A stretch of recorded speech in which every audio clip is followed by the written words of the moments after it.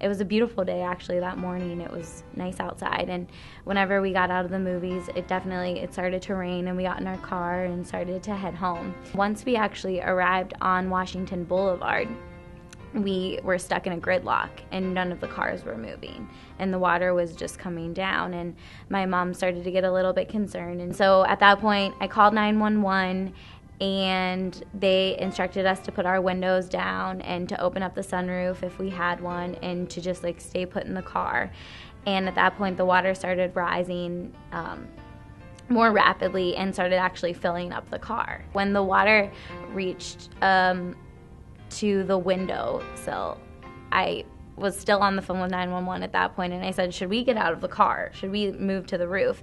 And they were like, get out of your car. And at that point, I started climbing out my window, and that's when I lost connection with them. And my mom actually, her window wasn't down the whole way, so she couldn't go out through her window, so she actually ended up going up through the sunroof. And whenever I got on top of the car, the hatch in the back blew, and our car just sank. Because at that point it was floating a little bit, and that's when we realized how deep the water was. So I'm on top of the car and my mom's coming up through the sunroof, and I heard a woman screaming, and I'm just looking around me. So I swam over to Romy's car and I said to her, I said, hi, my name is Christine. We're gonna get you out of this. And she was holding onto the steering wheel and very panicked. Her window was down enough that I was like, okay, I can get her out through the window.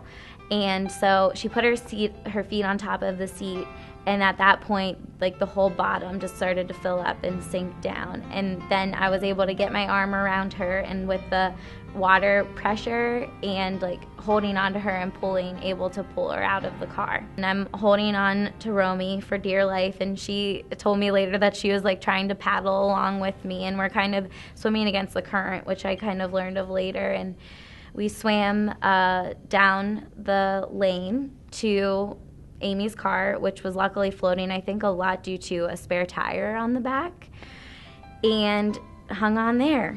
And then at that point, Romy was getting very weak, and she was getting a little bit discouraged, and she said, I'm not going to make it, I can't hold on anymore. And I opened up the gas cap and grabbed onto that and was able to like prop my feet up between that and the tire and like make a little seat for her so I could hold on to her kind of a little bit better. So we just hung on until rescue boats came down Washington Boulevard and got us in the boat. And then at that point they, rowed us to shore. Later on in that evening, after we had washed all the mud and everything off, and we're sitting down watching the news and just learned of what had actually happened that day, that's when things became a lot more scary. And I'm so thankful that I was able to help.